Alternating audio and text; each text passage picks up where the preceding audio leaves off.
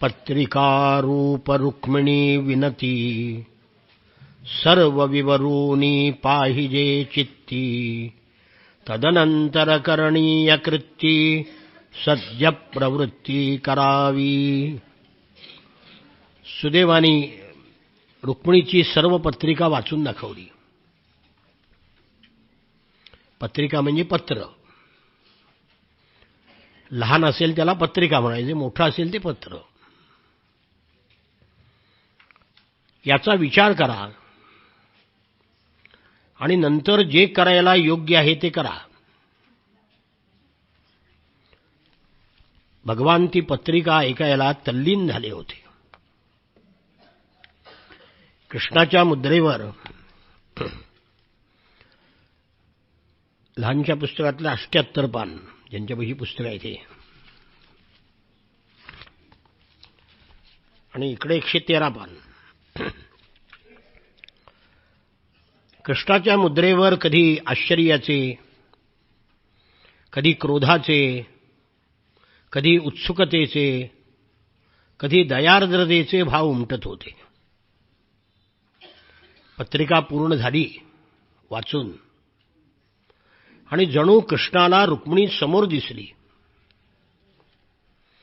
बाह्या पसरूनी उतावळा उठे वहिला आलिंगना. हात पसरले आणि रुक्मिणीला आलिंगन द्यायला समोर गेले, धावून गेले. सुदेव म्हणाले, देवा, समोर मी सुदेव आहे, रुक्मिणी नाही. देवा, मी जेव्हा पत्रिका घेऊन निघालो तेव्हा रुक्मिणी अहोरात्र तुझं ध्यान करत होते.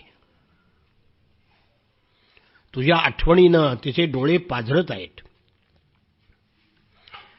पाण्या वाचून मासोळी तडफडावी तशी तुझ्याशिवाय ती तडफडते आहे. तुझ्या गुणांची जपमाळ जपते आहे. पलंगावर तिला झोप येत नाही. सारखी ती विरहानी तापलेली उठ बस करत असते. चकोराने चंद्रोदयाची वाट पाहावी तशी रुक्मिणी तुझी वाट पाहते आहे. रुक्मिणीची गंभीर अवस्था ऐकल्यावर देव गंभीर झाले आणि विचारलं की हे द्विजश्रेष्ठा, रुक्मिणीचा निरोप घेऊन तुम्ही जेव्हा निघाला तेव्हा रुक्मिणीची काय अवस्था होती? सुदेव म्हणाले, देवा, तुझ्यासाठी कसा तरी प्राण धारण केला आहे. तिची अवस्था अतिशय कठीण आहे देवा. मला निरोपाचा विडा देण्याकरता तपकातून विडा आणला,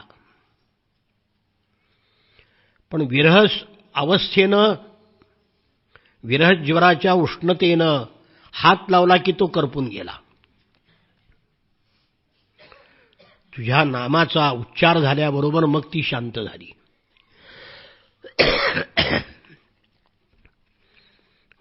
भगवान थोडे स्वस्थ झाले,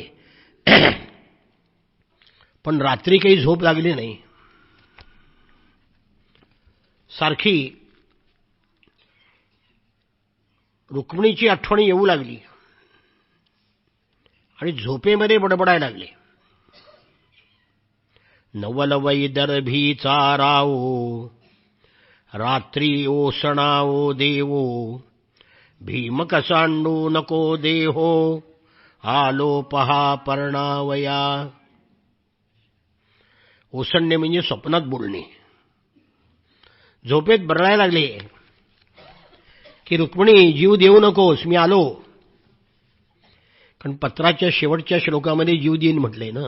जैहामसून मृतकृशान शतजन्मभिस्यात.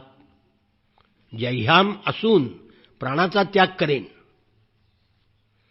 म्हणून कृष्ण म्हणाले, प्राण देऊ नकोस, मी आलो. रुक्मिणी जशी कृष्णमय झाली होती तसे भगवान श्रीकृष्णही रुक्मिणीमय झाले होते. ज्याच्या मनी जसा भाव असतो तशी तन्मयता त्याला प्राप्त होते. सकाळी उठले आणि सुदैवाला म्हणाले, रात्री मला झोप लागली नाही. सुदैवा, निघू आपण. सगळं सैन्य घेऊन जायचं म्हटलं तर उशीर लागेल. आपण दोघेच जाऊ. कारण जो दुसऱ्याची वाट पाहतो तो काहीच नव्हे. मग भगवान म्हणाले, चल. जो दुजियाची वास पाहे, त्याचे कार्य काहीची नोही. दुसऱ्याची वाट बघत बसायचं म्हटलं की कार्य बिघडून जाईल. मी एकटाच सगळ्या राजांचा पराभव करून रुक्मिणीला घेऊन येईन. 2 लाकडाचं मंथन करून जसा अग्नी काढतात, तसं चैद्य आणि मागध आणि रुक्मी यांचं मंथन करून अग्नीसारखी तेजस्वी रुक्मिणी मी घेऊन येईन. मग कृष्णाने दारुकाला बोलावलं. रथ तयार ठेव म्हणले. उद्वाहर्क्ष्यञ्च विज्ञाय रुक्मिण्या मधुसूदनः रथः संयुज्यतामाशु दारुकेत्याह सारथिम्. रुक्मिणीची या लग्नासी कवण दिवस कवणे मास. कवण नक्षत्राते द्विजासी मधुसूदने पूसिले. माघ शुद्ध पंचमीसी भृगुरेवती नक्षत्रासी. शुद्ध पंचके विवाहेसी द्विजे देवासी सांगितले. सगळी चौकशी केली. वेळ कोणता आहे, तिथी कोणती आहे. मग सारथी बोलावला आणि सांगितलं, वेगाने रथ जोडून ये. आपल्याला कुंडिनपुराला जायचं आहे. सारथी दारुक नावाचा होता. त्यांनी रथ जोडले. शैब्य, सुग्रीव, बलाहक ही घोड्याची नाव आहेत.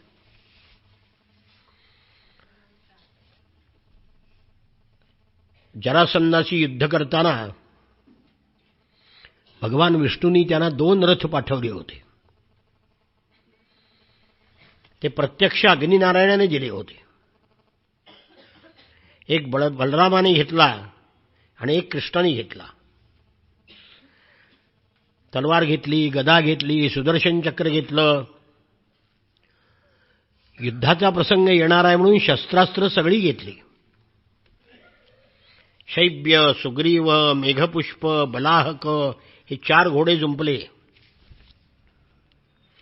दारुकांनी रथ आणून उभा केला आणि भगवान निघाले. अत्यंत वेगाने निघाले.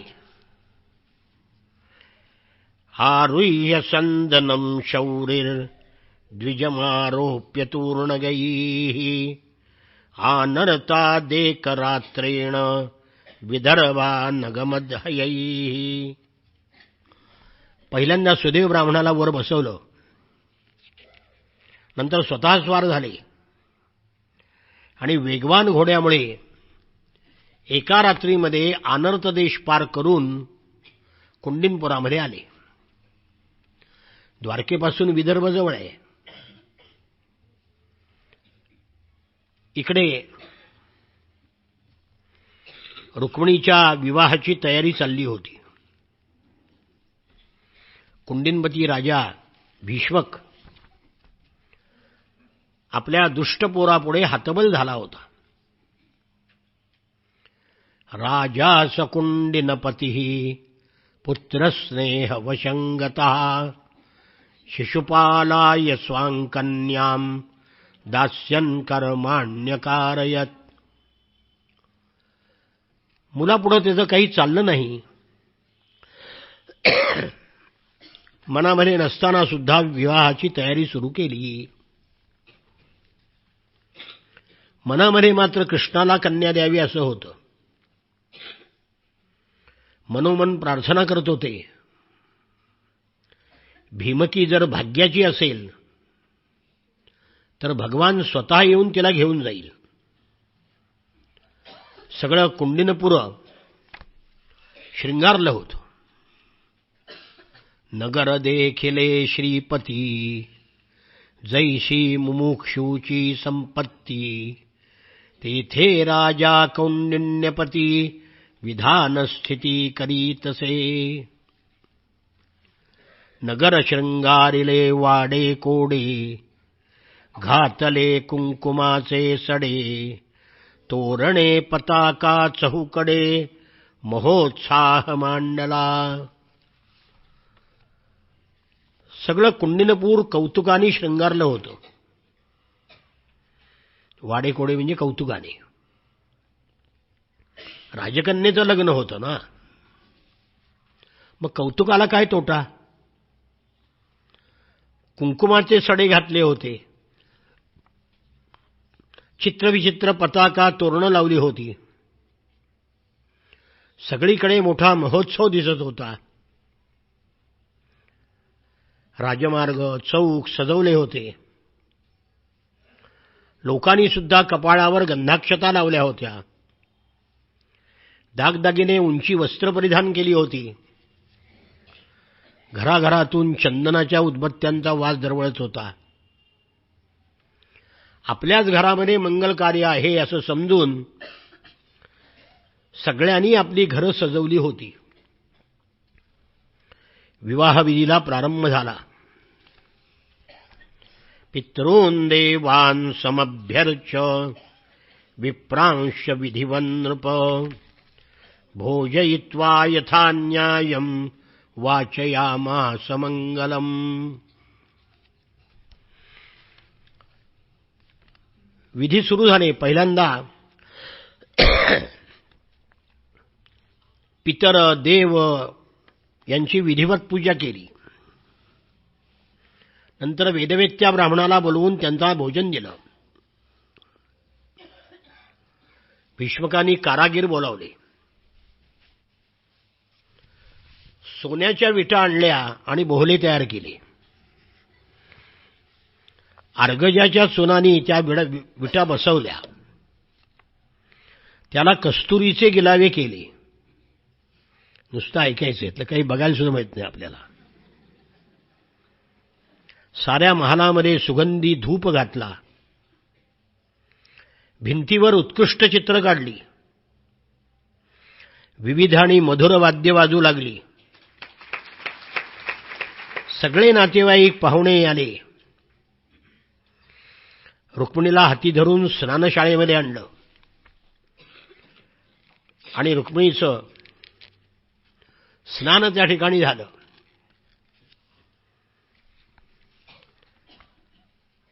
तिला चौकात बसवलं. अंगाला हळद लावली. स्नानाचा चौक रत्नजडित होता. त्याला आपण जे दोऱ्याचे पाटाला वेढे घालतो ते मोत्याचे वेढे घातले होते. रुक्मिणीच्या अंगाला जेव्हा हळद लावली तेव्हा इंद्रपत्नी शची तिच्या पुढे फिकी दिसू लागली. सख्यानी तिच्या अंगावरचे हळूहळू अलंकार काढले. तिची वेणी उकलली. आईने पहिल्यांदा उष्ण पाणी तिच्या पायावर घातलं. आमच्याकडे एकदम मोडक्यावर घालतात पाणी. पायावर का घालायचं, किती गरम आहे, किती काय कसं पाहिजे कळतं ना. म्हणून नरचतुर्दशीच्या अंघोळीला आम्ही घाबरतो सगळ्यात. उकळतं पाणी घालते डोक्यावर. पहिल्यांदा पायावर पाणी घालावं आणि मग कमी जास्त कोमट काय पाहिजे जसं त्याप्रमाणे ते अंगावर घालावं. त्याला स्नान घातलं. स्नान घातल्यावरती महालामध्ये आली. भरजरी वस्त्र तिला नेसवली. विविध प्रकारचे अलंकार घातले. एकदाणी मोत्याचे हार, दुल्लडी, नवरत्नहार, कानामध्ये तानवडं, दंडामध्ये बाजूबंद, नाकात शुभ्र मोत्याची रथ, पायी पैंजण वाळे अशी सजलेली शृंगारलेली रुक्मिणी यज्ञशाळेमध्ये आली आणि मग विधी सुरू झाले.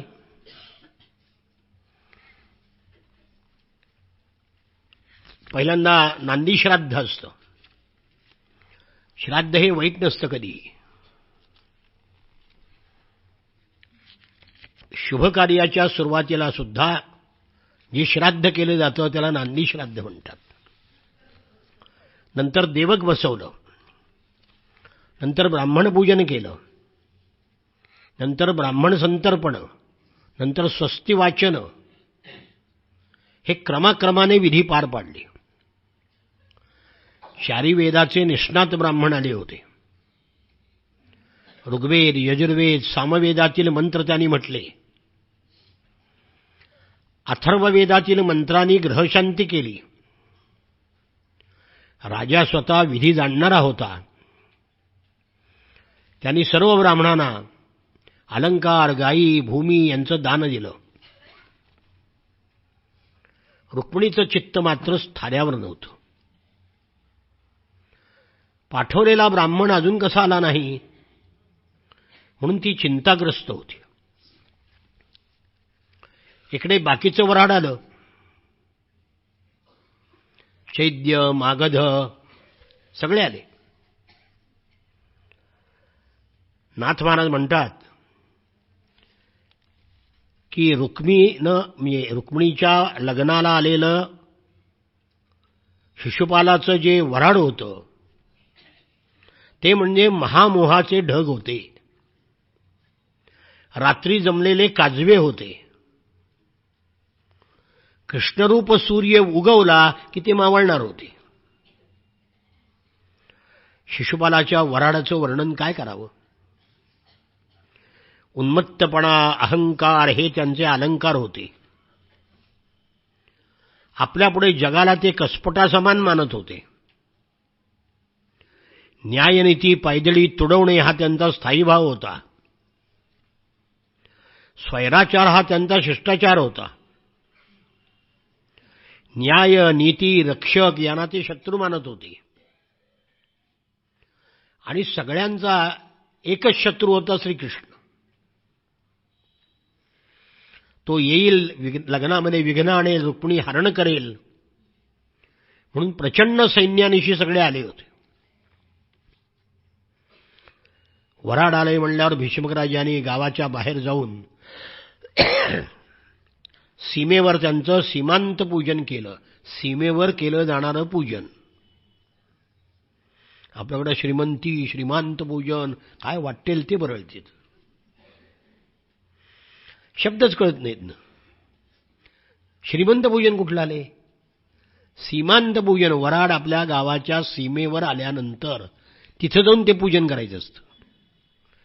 भीष्मकराजांनी केलं. त्यांना राहण्याकरता सुसज्ज अशी निवासस्थानं दिली. सर्व प्रकारच्या भोगवस्तू तयार ठेवल्या. काय पाहिजे काय नको विचारायला अधिकारी नेमले होते. इकडे द्वारकेमध्ये भगवान श्रीकृष्ण गेल्यावर बलराम दादाला समजलं काल विदर्भ देशातून कोणी एक ब्राह्मण आला होता. त्याच्याबरोबर कृष्ण एकटाच गेलाय. कुंडिनपूरला रुक्मिणीचा विवाह आहे आणि तिथे सगळे शत्रू जमलेले आहेत. दारुण युद्ध होईल आणि आपला कृष्ण तर एकटा गेलाय. म्हणून बलराम दादांनी प्रचंड सैन्य तयार केलं. चतुरंग सेना घेऊन दादा निघाले. कैवल्यापाशी जशी सुख, संतोष, स्वानंद, निजबोध ही चतुर्विध सेना जाते तशी चतुरंग सेना भगवंतापाशी गेली. बलराम दादा आणि यादवाचं सैन्य मागोमाग दौडू लागलं आणि कृष्णा सीमेवर पोचला तिथेच त्याला गाठलं. इतक्या वेगाने गेले. इकडे रुक्मिणीच्या महालामध्ये रुक्मिणीची अवस्था काय झाली होती. पाठवलेला ब्राह्मण अजून कसा येईना. रुक्मिणी अतिशय अस्वस्थ झाली होती. भीष्मकन्या वरारोहा कांक्षन्त्या गमनं हरे प्रत्यापत्तिमपश्यन्ति द्विजस्या चिंतयत्तदा. सुंदर असलेली भीष्मक कन्या रुक्मिणी भगवंताच्या आगमनाची वाट पाहत होती. तो ब्राह्मण केव्हा परत येईल विचार करायला लागली. अजून ब्राह्मण कसा आला नाही. कृष्णासी नाही विषय गोडी म्या पत्रिका लिहिली कुडी जे भार्या होईन आवडी जाहली अनावडी तेने कृष्णा. मनामध्ये विचार करायला लागली. अजून तो ब्राह्मण कसा आला नाही. कृष्णाला विषयाची गोडी नाही आणि मी कन्येनं त्याला पत्र लिहिलं, त्याला आवडलं नाही का त्याला. त्यामुळे मी नावडती झाले का लग्नाआधी पत्र लिहिल्यामुळं त्याच्या मनामध्ये असं आलं की लग्नाआधी ही पत्र लिहिते आणि दम देते.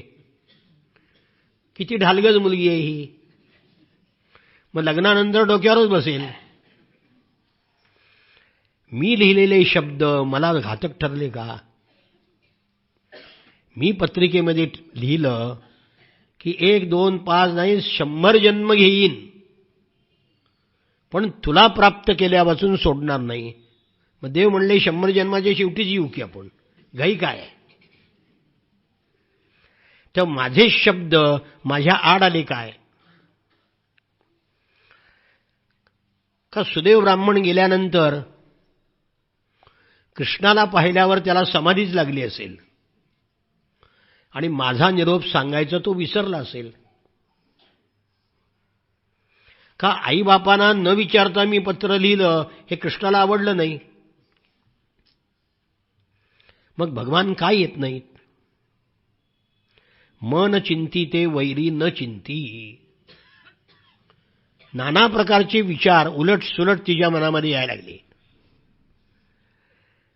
झोपण्यासाठी मंचकावर अंग टाकलं पण डोळा लागेना. मन बुद्धी हरपली.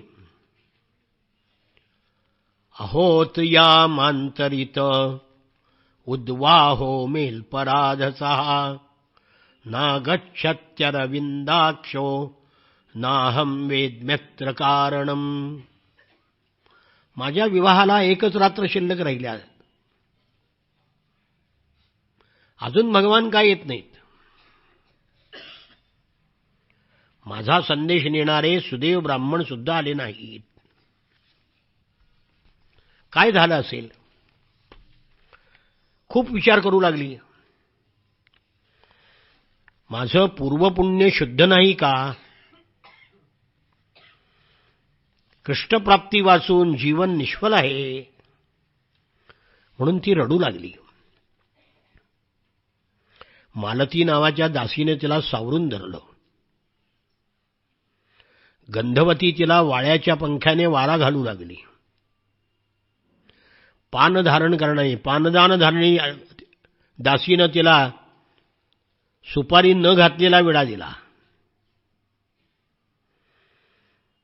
नंतर तिच्या गायिकेने मधुर गीत तिला म्हणून दाखवलं. तरी सुद्धा ती शांत होईना. दासी वारा घालू लागली. ती म्हणाली, सख्यानो मला विंदण वारा नको आहे. त्या वाऱ्याने मला उबारा होतोय. माझ्या अंगाला चंदन लावू नका. त्या चंदनाने माझं अंग जळत आहे. आसन भोजन शयन पान अंजन तांबूल फूल गायन काही आवडेना. तिच्या मैत्रिणी एकमेकीला म्हणायला लागल्या, ही अशी का करते. पहिला विडा दिला त्यातली सुपारी हिला लागली का? दुसरी म्हणाली नाही नाही, हिला बहुतेक कुठलं तरी भूत लागलं असावं. नाही नाही, हिला कुठला तरी विकार झाला असेल. नाही, त्या विड्यातला कापूर नीट मुरलेला नव्हता, तो लागला असेल. तसं नाही, कुलदेवतेचा काही कोप झालाय का? अगं कुलदेवतेचा कोप होण्यासारखं हिनं केलंय काय? अगं हिचं मन कोणावर तरी गेलं असेल.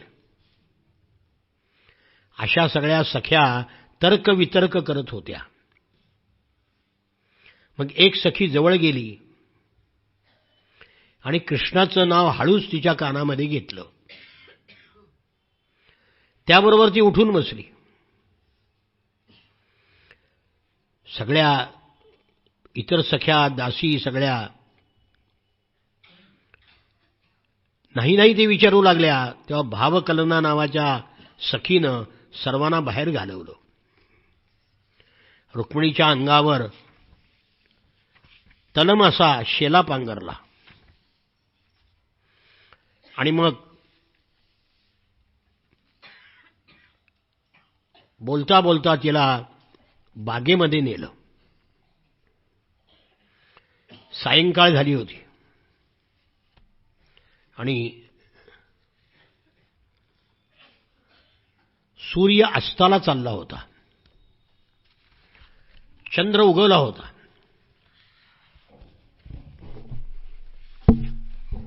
साम्राज्याने रुक्मिणीच्या या विरहाचं वर्णन अतिशय सुंदर केलेलं आहे. 30-35 रुक्मिणी स्वयंवर मराठी भाषेमध्ये आहेत. त्यातले 10-12 मी गोळा केलेले आहेत. अजून मलाही बाकीची मिळालेली नाही, नुसती नावं सापडलीत. संध्याकाळ झाली आणि बागेमध्ये ती गेली. वदत वदत ऐसे सांज हो यास आली, दिनकर कर लक्ष्मी सर्व संक्षीण झाली. मुख कमलतियेचे म्लान अत्यंत देखे, म्हणून कमळाचा बंधू बांधव्य राखे. वदत वदत बोलता बोलता संध्याकाळ झाली. दिनकर कर लक्ष्मी, दिनकर म्हणजे सूर्य, त्याचा कर म्हणजे किरण. सूर्याच्या किरणाची लक्ष्मी म्हणजे वैभव. हे हळूहळू क्षीण होत गेलं, प्रकाश कमी कमी होत गेला. रुक्मिणीचा चेहरा म्लान दिसला. म्हणून तिचा भाऊ चंद्र, रुक्मिणीचा भाऊ चंद्र कसा? रुक्मिणी ही लक्ष्मी आहे. लक्ष्मी आणि चंद्र दोघेही समुद्रातून निर्माण झालेली आहेत, म्हणून त्यांचं नातं भावा बहिणीचं आहे. तेव्हा पाहिलं, चंद्राने पाहिलं की आपली बहीण अत्यंत म्लान झालेली आहे, सुकून गेलेली आहे. म्हणून आपल्या शीतल किरणांचा वर्षाव तो रुक्मिणीवर करू लागला. हिम कर कर जैसे कांतिपूरस्रवेती, हळूच तस तसे ते चंद्रकांत द्रवेती. हिमकर, बर्फाप्रमाणे असलेली ही किरणं खाली येऊ लागली. तेजाचा पूर लोटू लागला. चंद्रकिरणं जशी खाली पडू लागली तसे चंद्रकांत मणी द्रवू लागले. भुकेलेल्या चकोराचं पारणं फिटलं, कारण चकोर पक्षी हा चंद्रकिरणातला अमृत प्राशन करतो. चातक पक्षी जसा पावसाचं पाणीच पितो, तसा चकोर चंद्रकिरण पितो. त्याला भूक लागली होती, तो चंद्रकिरण पिऊ लागला. क्षुधित तर चकोरा पारणे थोर झाले,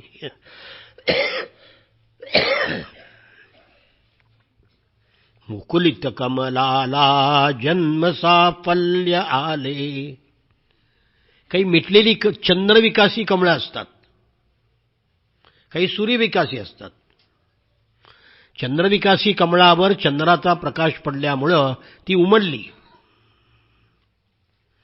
पण सृष्टीमध्ये चाललेलं हे वैभव, हा आनंद, हे विलसित रुक्मिणीला सोसेना. विलसित अवघे हे भीमकीला न सोसे, अविरत मग टाकी निस्सहांगी उसासे. बाहेर सृष्टी सौंदर्य किती जरी असलं आणि आपलं चित्त जर थाऱ्यावर नसेल तर ते निसर्ग सौंदर्य आपल्याला आनंद देत नाही. रुक्मिणीनं आपल्या मैत्रिणीचा हात हातामध्ये घेतला, डोळ्यामध्ये अश्रू आणून सखीला रुक्मिणी म्हणते, नभधवलित केले विश्व आनंद विले, परिविरही जनाचे चित्त उन्माद विले. या चंद्रानी नभधवलित केले, सगळ्या नभाला उजळून टाकलं, विश्वाला आनंद दिला, पण विरही लोकांच्या चित्तामध्ये मात्र आनंद निर्माण केला नाही. त्याच्याकडे क्षणभर सुद्धा मला पाहवत नाही. चंद्रकिरणाचा स्पर्श प्रलयकाली लागलेल्या अग्नीप्रमाणे मला भासतो आहे. पोपटाचं बोलणं सुद्धा माझ्या अंतःकरणाला सलतं आहे. चंद्रही अस्ताला जात नाही आणि माझा विरहही संपत नाही. दोन्हीची कळाशी बसवली की काय असं वाटतंय. असं हे सामराजांनी आपल्या रुक्मिणी हरण काव्यामध्ये रुक्मिणीच्या विरहावस्थेचं केलेलं वर्णन आहे. चंद्राची हिमशीतल किरणं बरसू लागली. चंद्राकडे पाहिल्यानंतर ती सखीला म्हणाली, माझा हात घट्ट धरून ठेव, हात जर सोडला तर काळ मला घेऊन जाईल. आणि मग सायंकाळ पुढे सरकू लागली. आकाशामध्ये हळूहळू नक्षत्र उगू लागली. आणि मग त्या सखीनं कृष्णाचं वर्णन करण्याकरता चंद्राचं वर्णन सुरू केलं. ती सखी म्हणाली, रुक्मिणी पहा, मोहरलेला चंद्र कसा मोठ्या बहराने उगवतो आहे. इथं चंद्रावर 15-16 अप्रतिम कल्पना केलेली आहेत. हे नरेंद्राच्या रुक्मिणी स्वयंवरामधलं आहे. दुसरी सखी म्हणाली, रुक्मिणी अमावस्येनंतर जी बीज येते त्या दिवशी चंद्राचं चांदणं नुकत्याच पोचलेल्या कणसासारखं असतं. पंचमीला या चांदण्याच्या कणसामध्ये दाणा फुलू लागतो. अष्टमीला हे चांदणं दूधभऱ्या दाण्यांनी बहरतं. दशमीला हे दाणे फार हळवे झाले की चांदण्यावर जगणारी चकोराची कुळं चांदण्याचा दूधभरा कच्चा हुरडा खाऊन तृप्त होतात. पौर्णिमेला पूर्णचंद्र जेव्हा आकाशात येतो तेव्हा चकोरावर जणू चांदण्याच्या पिकाची रास पडते. दुसरी सखी म्हणाली, हा चंद्र पाहून असं वाटतं की चांदण्याचा समुद्र मंथन घुसळला जातोय आणि त्यातून लक्ष्मीचा हा मुखचंद्र आकाशात दिसतोय. तिसरी म्हणाली, तसं नाही ग, इंद्राने कृष्णाला धाडलेला अमृताचा नजराणा म्हणजे हा चंद्र आहे. दुसरी सखी म्हणाली, अगं तसं नाही, आकाशाच्या मंडपावर चंद्रिकेची वेल विस्तारली आहे. तिला नक्षत्राची फुलं लागली आहेत आणि चंद्र हे त्या वेलीचं फळ आहे. किंवा आकाशामधले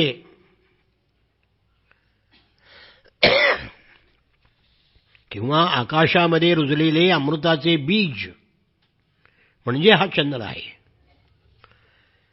नाही, तसं नाही म्हणले. आकाशरूपी सरोवरामध्ये पडलेले कैलास पर्वताचे प्रतिबिंब म्हणजे चंद्र आहे. क्षीरसागराने आपल्या शुभ्र दुधामध्ये बुसकळलेला कापडाचा ध्वज म्हणजे हा चंद्र आहे. तो कृष्णाचा कीर्तिध्वज आहे. आकाशाचा घुमट म्हणजे मदनाची मदनशाळा आहे, मल्लशाळा आहे. मदन हा आचार्य आहे. त्यांनी आपल्या शिष्याला शृंगार युद्धाचा सराव देण्यासाठी आपल्या आखाड्यामध्ये कापराची तेजाळ सुगंधी भुकटी पसरली आहे.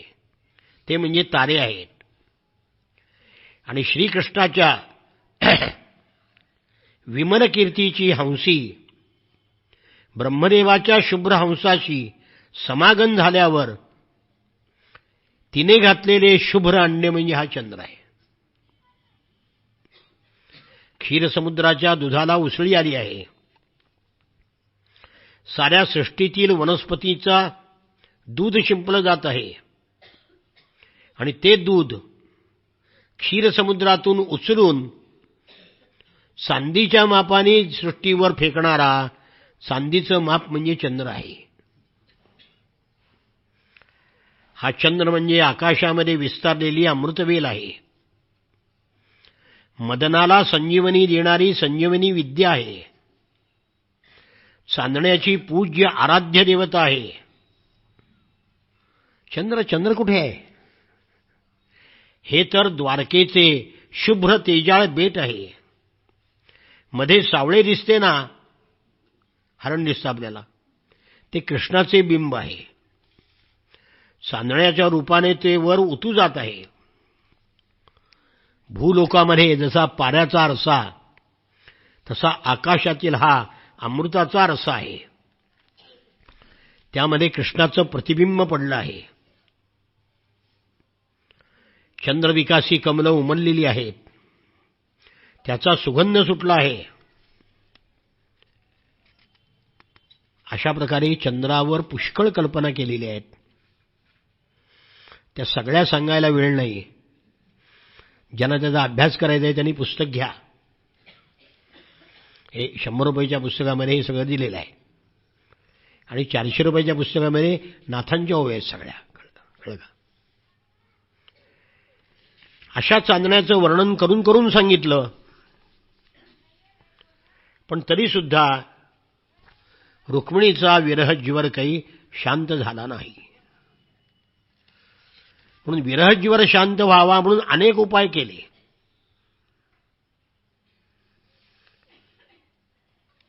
तिला स्नान घातलं तरीसुद्धा तिचं विरहाने तापलेलं जे अंग आहे ते काही नीट होईना. अन्न खाईना. नाथ म्हणतात, रुक्मिणी म्हणते, सोपी ना वर्ततेद्यापि मत्संदेश हरो द्विजा.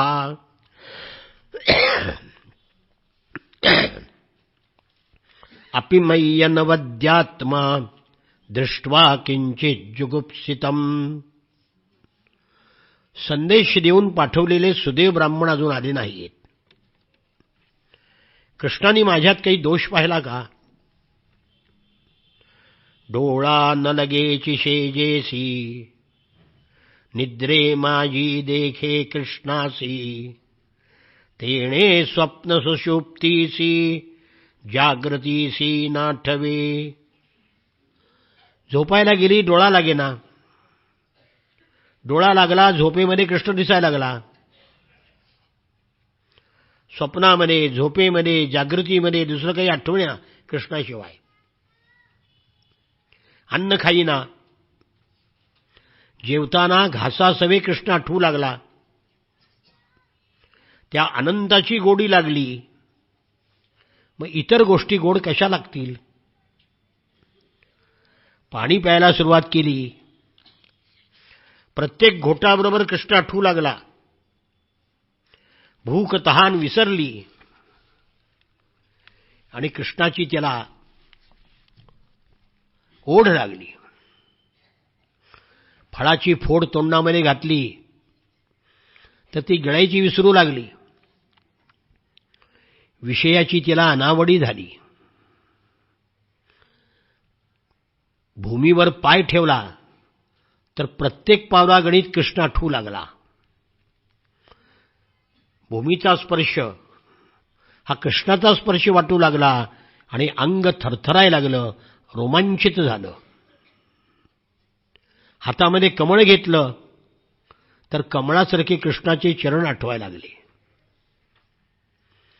मग म्हणायला लागली, मत्पाणिग्रहणे नूनम नायाति हि कृतोद्यमः दुर्भगाया न मे धाता नानुकूलो महेश्वरा. माझं पाणी ग्रहण करण्याकरता भगवान काय येत नाहीत? मी दुर्भागी आहे का? ब्रह्मदेव शंकर मला अनुकूल नाहीत का? देवी वा विमुखा गौरी रुद्राणी गिरिजा सती एवं चिंतयती बाला गोविंद हृतमानसा. गौरी, रुद्राणी, गिरिजा, सती, पार्वती एकाच देवीची नाव आहेत सगळी. ही देवी मला विन्मुख झाली का? अजून कसे भगवान येत नाहीत? खूप विचार करू लागली, काहीही कळेना. गोविंदे हरिले मानस जाहली विषयभोगी उदास पाहे द्वारकेची वास मनीयास कृष्णाची. कृष्णाने मन हरण केलं म्हणून विषयभोगाविषयी ती उदास झाली. द्वारकेची वाट पाहू लागली. मनामध्ये कृष्णाचीच इच्छा होती. भगवान काय येत नाहीत? माझं भाग्य मंद झालं आहे काय? माझं पूर्व पुण्य, गेल्या जन्मीचं पुण्य माझं शुद्ध नाही का? म्हणून खेद करू लागली. किती कटकट करू मी? हे विधात्या मर मर. म्हणून ब्रह्मदेवाला विधात्याला शिव्या द्यायला. माझ्या अदृष्टामध्ये, मी नशिबामध्ये काय लिहिलंयस? माझं कपाळ कृष्णाच्या प्राप्तीशिवाय निष्फळ आहे. म्हणून ती उकसाबुकशी रडू लागली. कृष्णाची वाट पाहू लागली. म्हणू लागली, मला वारा घालू नका, अंगाला चंदन लावू नका, माझा प्राण जाऊ पाहतो आहे. याच्यावर एकच औषध आहे, श्रीकृष्ण दर्शन. आता जर भगवान आले नाहीत तर मी प्राण देईन. भवानी, रुद्राणी मला का प्रसन्न होत नाही? माझी कुलस्वामिनी माझ्यावर रागावली आहे का? डोळे अश्रूंनी डबडबले. तसेच ते मिटले आणि विचार करायला लागली. न्यमीलयत कालज्ञा नेत्रे चाश्रुकलाकुले एवं मध्वा प्रतीक्षन्त्या गोविंदागमनं नृप. कालज्ञ म्हणजे वेळ जाणणारी होती ती. अश्रूंनी भरलेले डोळे झाकले आणि कृष्णाच्या आगमनाची वाट पाहू लागली. कशी झाली अवस्था? नाथ महाराज म्हणतात, नेत्री अश्रूची धारा दुःखे कापतसे थरथरा धरिता न धरवेची धीरा विकळ सुंदरा जातसे. डोळ्यातून अश्रूच्या धारा वाहू लागल्या. अंग दुःखाने थरथर थरथर कापू लागलं. सखीला तिला धरता येईना. ती सुंदरा व्याकुळ झाली. कृष्ण अजून कसा येत नाही म्हणून विचार करू लागली. तोच शुभशकून झाले. रुक्मिणीच्या अनेक सख्यांना सुद्धा निसर्गातले शुभशकून आठवू लागले. रुक्मिणीच्या पूर्वपुण्याईनं पक्षी बोलू लागले. पक्ष्यांची भाषा जाणणारी भावकलना नावाची सखी ती म्हणाली, ऐका ऐका, पोपट म्हणत आहेत, रुक्मिणीची तिच्या प्राणनाथाशी खात्रीनं भेट होणार आहे. आमचे शब्द खोटे ठरले तर आम्हाला जन्मभर पिंजऱ्यात कोंडा, असे पोपट म्हणतायत. या साळुंग्या म्हणतायत, शिशुपालाला नेमलेली ही रुक्मिणी कृष्ण पळवून नेणार आहे. आमचे शब्द खोटे ठरले तर आमचे पंख झडून जातील. कोकिळा पंचम स्वरामध्ये गात होत्या, थोड्याच वेळात कृष्ण येणार आहे, द्वारकेहून निघालाय. भुंगे गुंजारव करून सांगत होते, भीमकीच्या जीवाचा सांगती येत आहे. आमचे शब्द खोटे ठरले तर आमच्या तोंडातील मधाचा घास काढून घ्या. मोर षड्ज लावून मेघाची शपथ घेत होते. सांगत होते, लवकरच अंबिका देवीच्या कृपेने कृष्ण रुक्मिणीचं पाणीग्रहण करणार आहे. राजाहून सांगत आहेत, शिशुपालाला ठकवून कृष्ण रुक्मिणीला नेणार आहे. असं नाही घडलं तर आमच्या तोंडामध्ये मोत्याचे घास देऊ नका. भावकलना पक्ष्यांच्या बोलांचा अर्थ सांगत होती. हरिण हरिणीला अंग घासत होतं. जणू कृष्ण रुक्मिणीचं हरण करणार आहे हे ते सुचवत होते. सरोवराच्या पाण्याच्या लाटा उसळत होत्या. जणू त्या लाटा म्हणत होत्या, कृष्ण जर आला नाही, रुक्मिणीला भेटला नाही तर आमच्या मांडीवर कमळं कधीच उमलणार नाहीत. वारा घोंगावत होता आणि ओसंडून सुगंध सगळीकडे पसरवीत सांगत होता, कृष्ण आला आहे, कृष्ण आला आहे. चंदनाची पानं कुजबुजत होती. कृष्णाचं आगमन नक्की होणार. चंद्राभोवती अद्भुत खळं पडलं होतं. आनंदाचा पाऊस लवकर कोसळणार हे चंद्र सुचवत होता. चांदण्याच्या स्पर्शातून कापराचा वास येत होता. त्यामुळे रुक्मिणीच्या अंतर्मनाला कृष्णाच्या आगमनाची जाणीव होत होती. भावकलना रुक्मिणीला निसर्गातले सगळे शुभशकून समजावून सांगत होती. ती म्हणाली रुक्मिणीला, वेडे, उगीच जीवाची ओढाताण का करतेस? लज्जेच्या कड्यावरून स्वतःचा कडेलोट का करतेस? तुझ्या मनामध्ये काय आहे सांग. मी माझ्या सामर्थ्याने आकाशातील नक्षत्र तोडून आणून तुला देईन. त्याबरोबर रुक्मिणीने दीर्घ श्वास सोडला. सख्यानो, सुदैवाने जे वर्णन केलं तो भगवान कसा आला नाही. माझा निरोप घेऊन सुदैव ब्राह्मण द्वारकेला गेले आहेत, ते परत का आले नाहीत? माझ्या या सगळ्या दुःखावरचं एकच औषध आहे आणि ते म्हणजे कृष्णाचं आगमन. एवढ्यात सुदेव येऊ लागला आणि शुभशकुन झाले. तव लविन्नला डावा डोळा, बाहू स्फुरती वेळोवेळा, ही तव चिन्हे गोपाळा, प्राप्ती करपई होती. रुक्मिणीचा डावा डोळा लावला. पुरुषाचा उजवा डोळा लावणं शुभ असतं आणि स्त्रीचा डावा डोळा लावणं शुभ असतं. रुक्मिणीचा डावा डोळा, डावा हात, डावं अंग स्फुरू लागलं, कंपित होऊ लागलं. शुभसूचक चिन्ह तिच्या अंगावर उमटली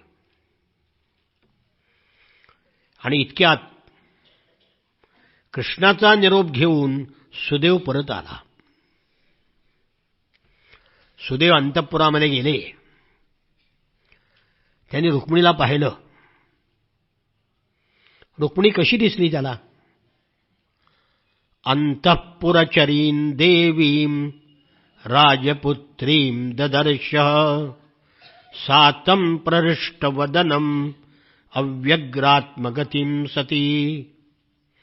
एखाद्या ध्यानमग्न देवीप्रमाणे रुक्मिणी पाहिली. तिनं पाहिलं की सुदेव ब्राह्मणाच्या चेहऱ्यावर आनंद ओसंडून वाहतो आहे.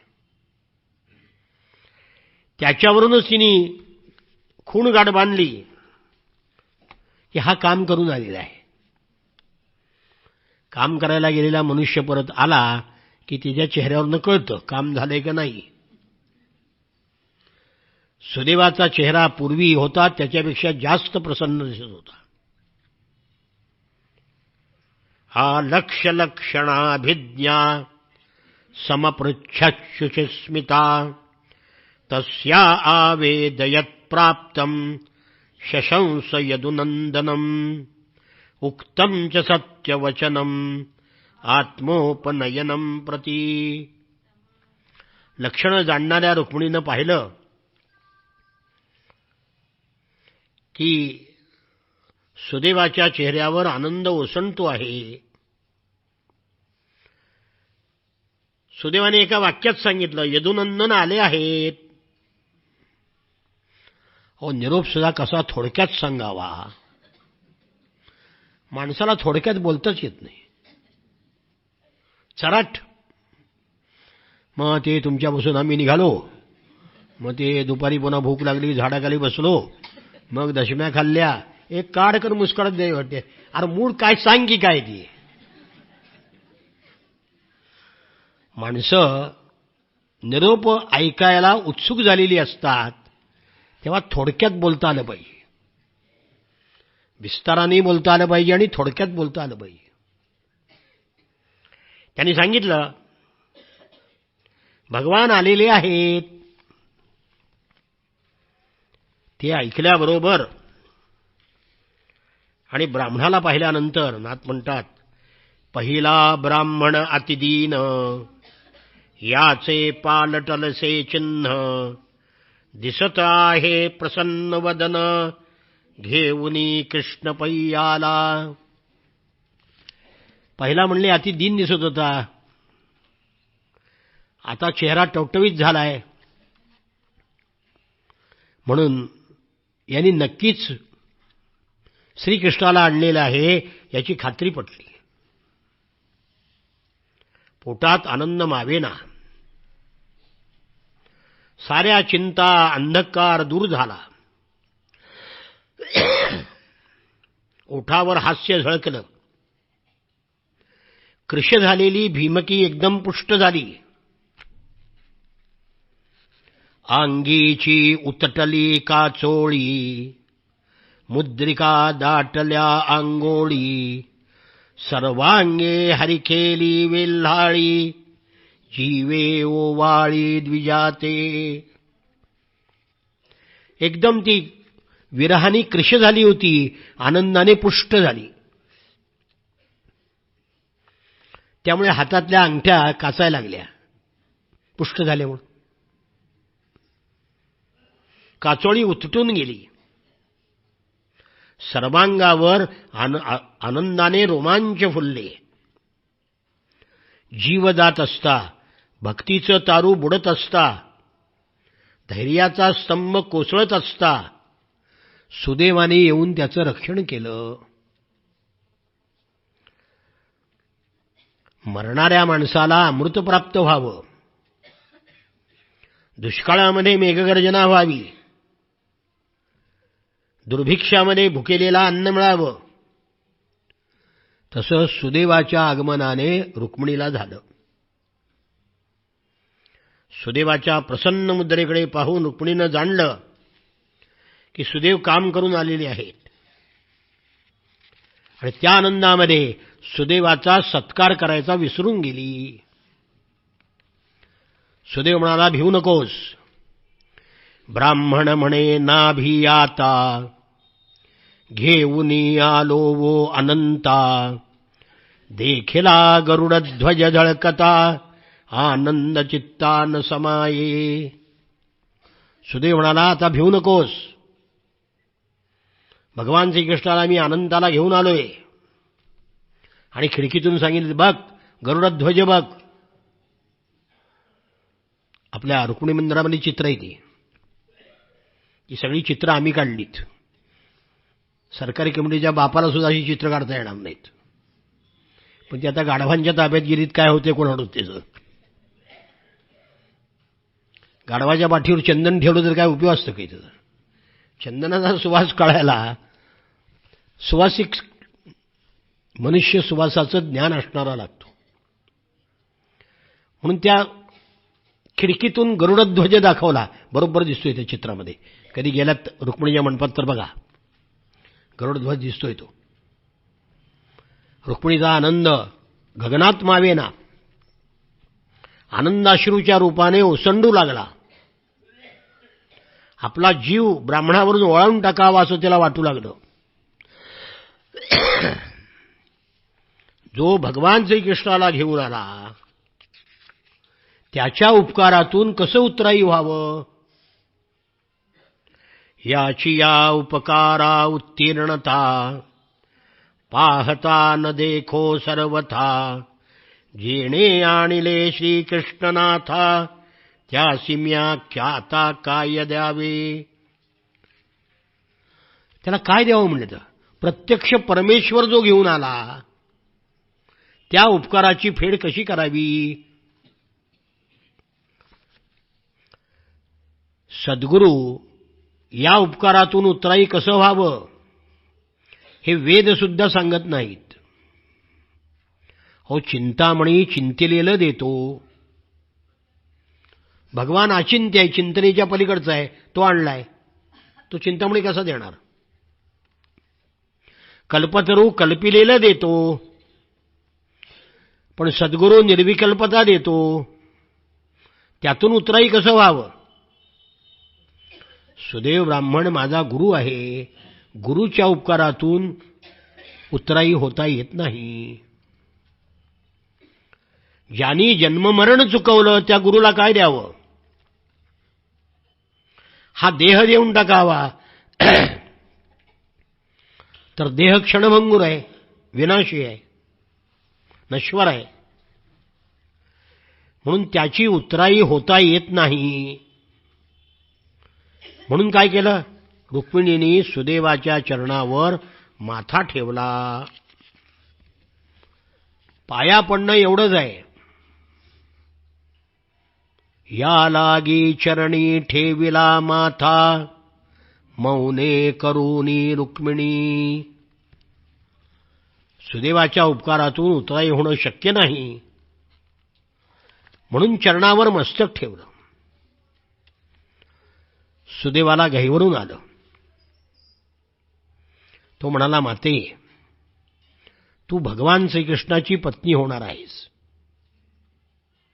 तू जगाची जननी आहेस, आम्ही तुझी लेकरं आहोत, आम्ही तुझ्या चरणावर मस्तक ठेवतो, तू आम्हाला नमस्कार कशाला करतेस. रुक्मिणी, अगं तुझ्यामुळं त्या परमात्म्याचं मला दर्शन घडलं,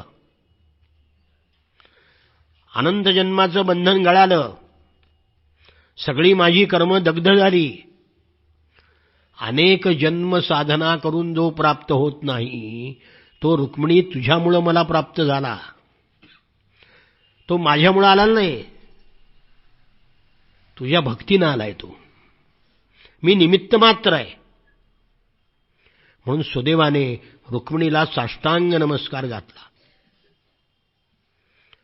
मग सुदैवाला रुक्मिणी म्हणाली, विप्रश्रेष्ठ, माझं एवढं काम करून तुम्ही आलायत, वर मागा. सुदैव म्हणाला, माते वर देणार असशील तर एकच वर दे. वंश परंपरा तुझी पूजा माझ्या वंशामध्ये चालत राहू दे. आणि म्हणून हजारो वर्ष ही आमच्या उत्पात घराण्याकडे पूजा चालू आहे, कारण आम्ही सुदैव ब्राह्मणाचे वंशज आहोत. आता ती खंडित झाली, पण इथे रुक्मिणीची मूर्ती ठेवून आम्ही ती पूजा सुरू ठेवलेली आहे. इथे मंदिर बांधणार आहोत आम्ही, हे तर ते मंदिर आम्हीच बांधले. रुक्मिणीचा मंडप काय या गाढवाने बांधलाय काय? त्यांनी ती बांधून ठेवलंय 7 मजली. वर मनुष्य मेला जो खाली येते नाही घुसपटून. असली ती कलकत्त्याची अंधार कोठडी इतिहासात होती की नाही? मंडप असा पाहिजे की चारी बाजूनी प्रकाश आला पाहिजे, वारा आला पाहिजे, लोकांना बसायला प्रसन्न वाटलं पाहिजे. म्हणून लोक इथं आली सगळी. तिथे रुक्मिणीसमोर चालू आहेच की. रुक्मिणी तथास्तु म्हणाली. महालाच्या खिडकीतून तिने बाहेर नजर टाकली. गरुडध्वज दिसला. तिचं मन तिकडे झेप घेऊ लागलं. सुदैव म्हणाला, माते उतावीळ होऊ नकोस, तो तुझ्यासाठीच आलाय, तुला तो नक्की घेऊन जाईल. रुक्मिणीनं सुदैवाचा सत्कार केला आणि सुदैव ब्राह्मण आपल्या घरी निघून गेला. इकडे द्वारकेहून कृष्ण आणि बलराम सैन्यासह कुंडिनपूरच्या सीमेवर आले आणि मग भीष्मक राजांनी त्यांचा सीमांत पूजा केली.